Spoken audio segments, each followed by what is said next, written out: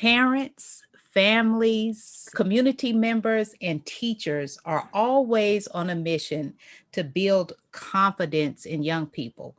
Confidence is one of the key skills that you want children to have, because if they're going to be productive adults, they have to be confident in what they do.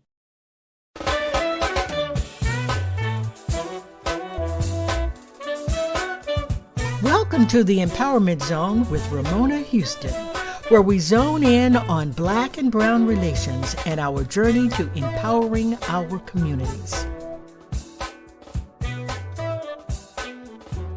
And so, welcome to the Empowerment Zone. I am your host, Ramona Houston, and we're going to talk about how can dance teach children confidence. And we have today Miss Jasmine Stevenson as our guest. She is founder of Jazz in Motion Dance Studio, and she's all about teaching not only dance, but using dance as a means to teach young people confidence. A native of Atlanta, Georgia, Jasmine Stevenson is a graduate of Coker College in Hartsville, South Carolina, with a bachelor's degree of fine arts with a concentration in dance. She started her dance training at Norma's Academy of Dance at the age of 6 under the direction of Dejana Bell. She is a graduate of Tri-Cities High School Visual and Performing Arts Magnet Program under the leadership and direction of Shanita Davis Granberry. After graduating college, Ms. Stevenson moved back to Atlanta, where she began teaching dance in the community at different dance studios. And she also was a varsity cheer and dance coach for Tri-Cities High School. Ms. Stevenson's love for teaching and dance to the community inspired her to create Jazz in Motion Dance Studio in 2017. And there she offers dance to all ages and all those who love the art of dance. Welcome, Miss Jasmine. It's a pleasure to have you here today. Hi, how are you all?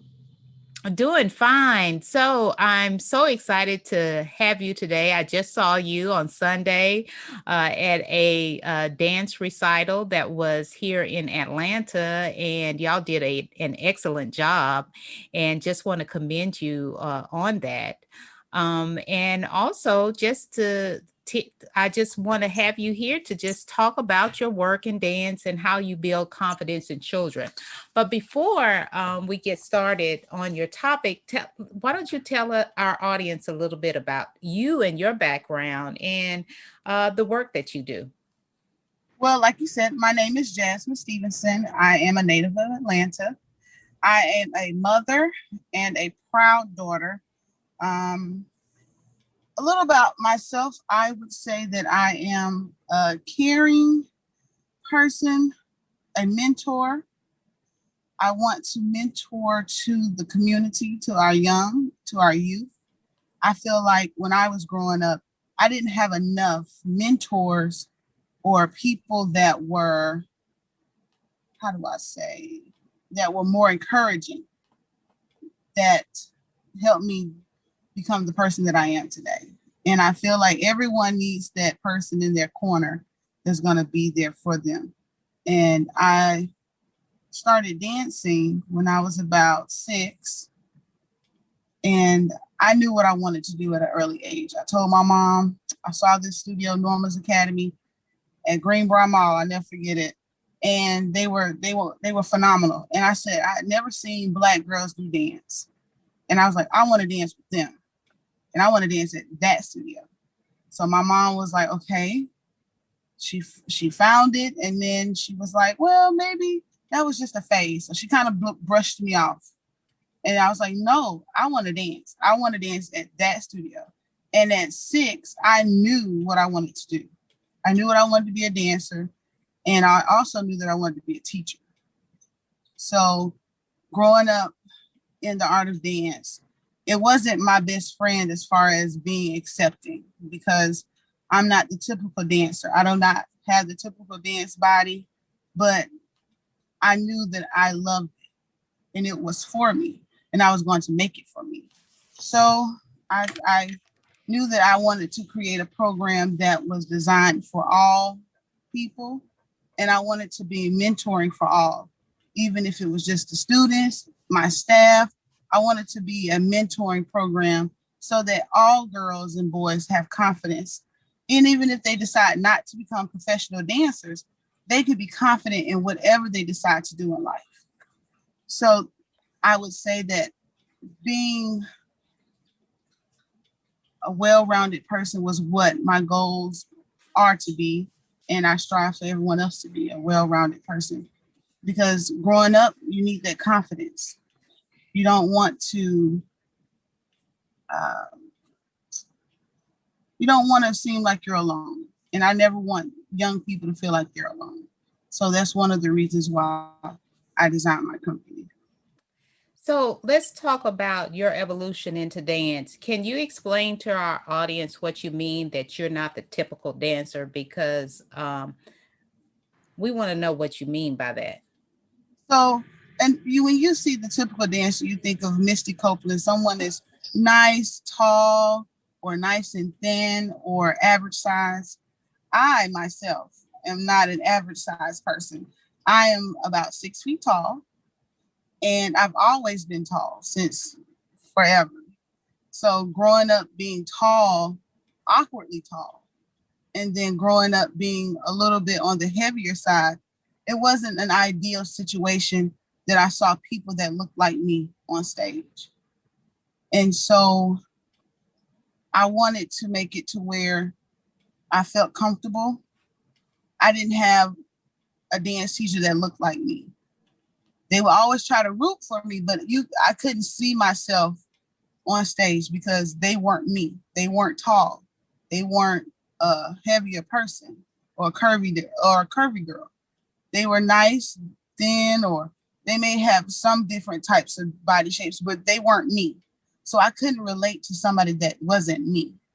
And so I always wanted to be my program to look for the dancers to look like me, to feel comfortable, and to prove to them that anybody can move, no matter what shape, size, color, in that retrospect. So what made you push beyond those boundaries? Like you said, you didn't see yourself in other dancers. So what made you push yourself to say, hey, I can do this despite the fact that I don't see myself?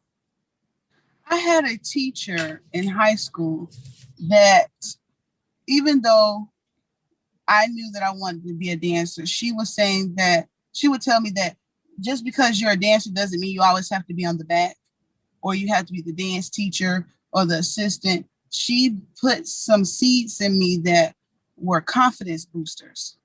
And I felt if I had that earlier as a young girl, like 7, 8, 9, or 10, I probably would have been a stronger dancer than I am now. I probably would have pushed myself.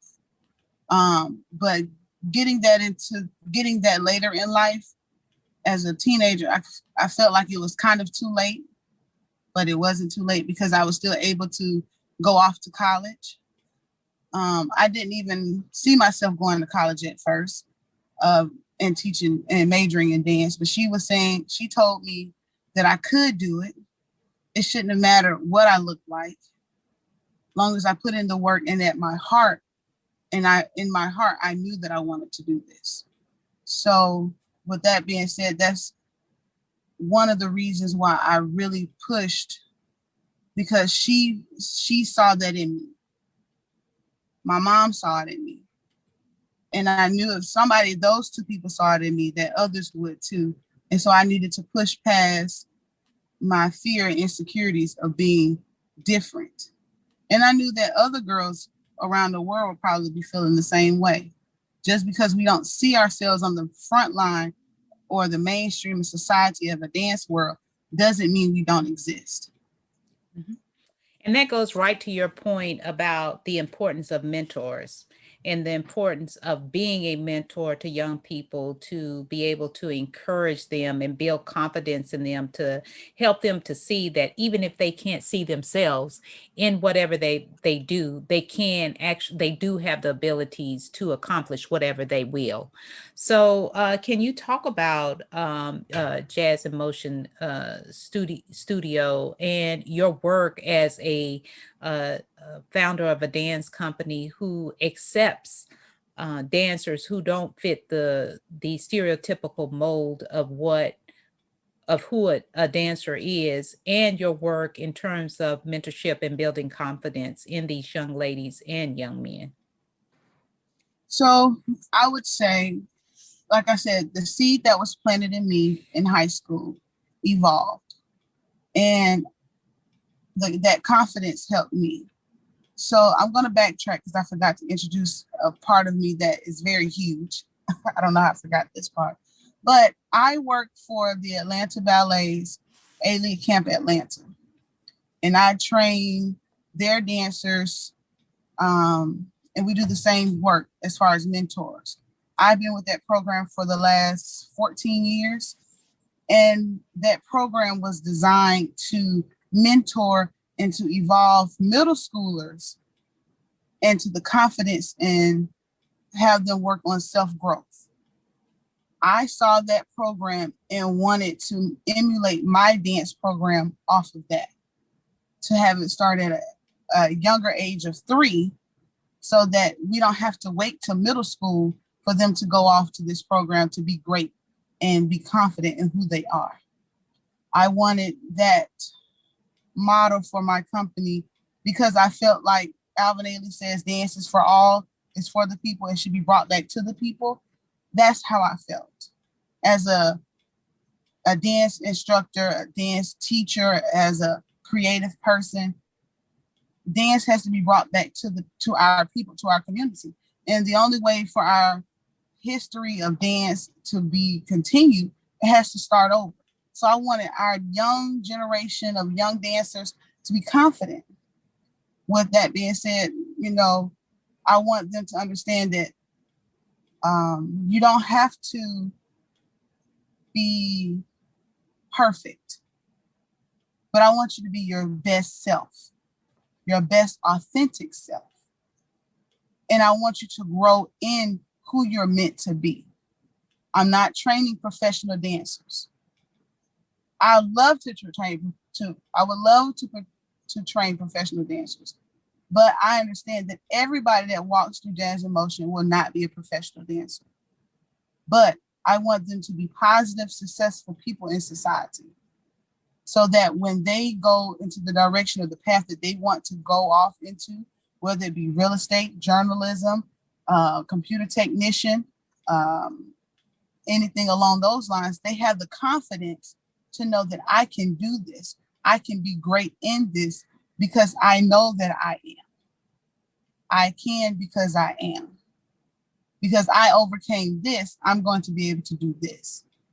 Dance taught me self-discipline, self-work, and that no matter what, I'm going to persevere and I'm going to push through, because when you're learning dance, you have to learn those dance steps.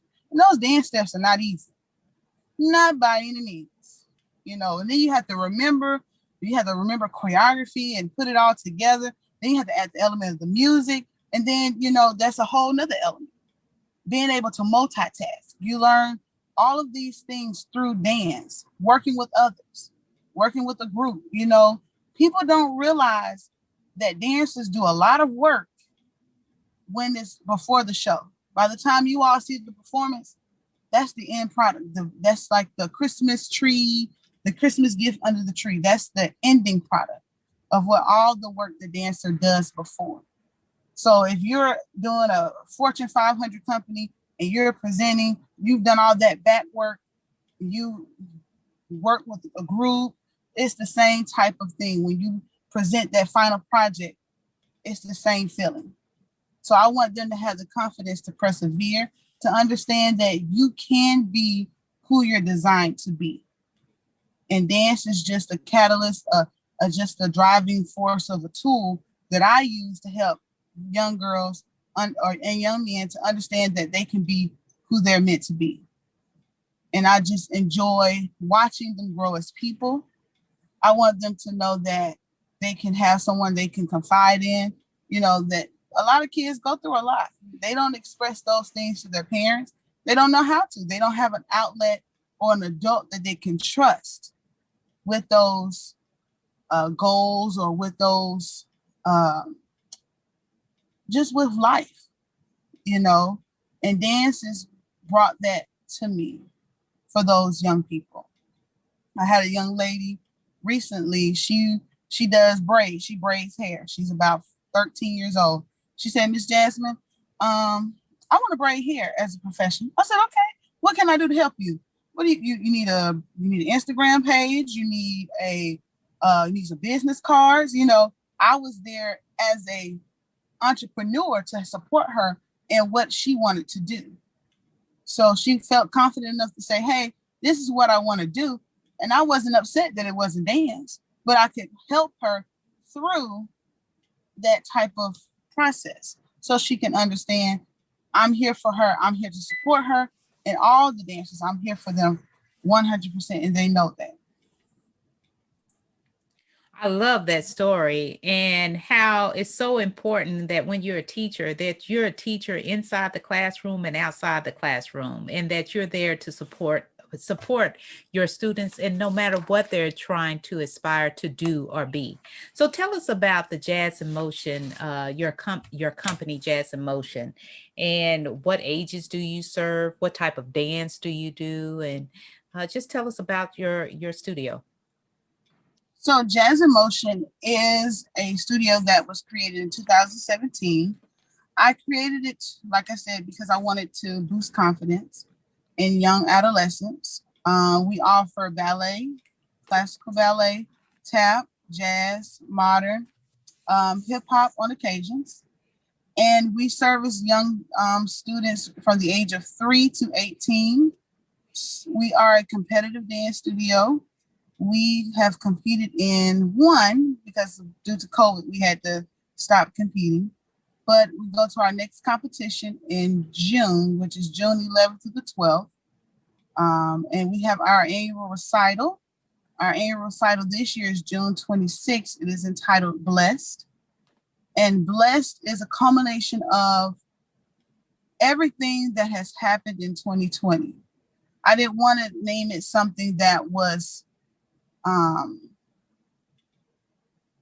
sad or in reference to COVID, but I wanted to say that we overcame and we're overcoming. And so I wanted to give homage to say we are blessed in spite of. So all of our music choices have been pre-selected and it's inspiring and uplifting. The dancers are ready. They're excited. We're underway. We are about, I want to say, about 30 days away from our recital. And hopefully I will have out more information. We do have a flyer that's available. Tickets will be on sale. We'll be doing 3 shows. The first show is designed for our beginner dancers ages 3 through 6. Our second show is designed for our dancers 7 through 12. And then our third show is a mixture of our 7, 8, 9-year-olds to our 18-year-olds. And you might see a cameo from our instructors, which I'm so proud of my instructors. They're very phenomenal. I think they're the best in Atlanta, if I say so myself. But that's neither here nor there. So how many students do you have in your studio right now? And are you accepting more students? Currently, we have 42 students. And, during the pandemic, I was so afraid because I thought I was going to lose a lot of students. Being an entrepreneur and of a studio that's an elective, people can choose to not to take dance. I was really concerned about that, but we actually grew, and being able to grow was so eye-opening because at moments I felt like were we doing enough, or Were we going to be enough? Were we going to be able to service the children? All of this technology, but the parents, they stood with me and they was like, hey, we ready. We're going to do virtual or we're going to do in person. So we're about 42 strong. And yes, we'll be enrolling again in July. You can go to our website and click on the Enroll Now button and you can register. So if people want to attend your upcoming recital, or if they want to register for your dance company, can you please provide the websites they can use? And also, if you send them to me, I'll also post them on your summary, on your episode summary, to make sure that people can have access to being able to view your recital, as well as those who are interested in putting their young ladies or young men in a dance company. I'm sure they would like to have your information. Yes, I think I sent it over our website. Okay. Our ticket information will be updated on June 1st. Okay. It will be available. Tickets go on sale June 1st. Tickets are $10 and $10 at the door. First come, first serve. We're seating about 60 people per show as of right now. And what was the other question? Your website. What's your website right now? I should know this. I was trying to pull it up. But I know I emailed it to you. Let me see. Okay. So we'll make sure that we put that in your summary, in your episode summary, to make sure that those who want to view more and learn more about Jazz in Motion Dance Studio, they can find it there. So are there any other encouraging words you want to leave for our audience in terms of your dance company or using dance to build confidence in children? What any other final thoughts you have?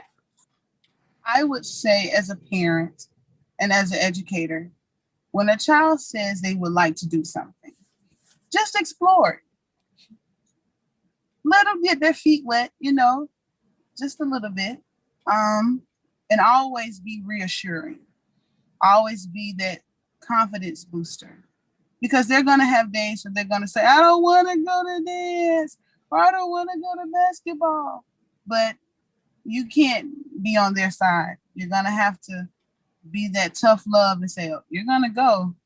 And when the program is finished, then we will reconsider. But always, as a parent, I would say, be always there in their corner, be reassuring, and give them that confidence that they need. Thank you so much for that great advice. For parents, if your child wants to explore some activity that can enhance their learning, as well as enhance their gifts and talents, explore it, give it a try. And then once they're in there, make sure that they're committed and continue to see that particular activity to the end. And don't let them quit in the middle of it. Make sure that they keep going. And when they're finished, give them a pat on the back and move on to the next one. So thank you so much, Mrs. Jasmine Stevenson of Jazz in Motion Dance Studios. It was a pleasure to have you here on the Empowerment Zone. Make sure you all look out for her recital, which is coming up in June. And we wish you the best of luck on your dance competition coming up in June as well. And you're always welcome to come back to the Empowerment Zone whenever you like. Thank you so much. You're welcome. Thank you for having me. A special thank you to the incredible team of the Empowerment Zone. Terry Gully, theme song, NADWorks, digital support, and of course, our featured guest. If you enjoyed my podcast, please subscribe. We are on all of your favorite podcast platforms. Be sure to rate us on Apple Podcasts too. Thank you for your continued support.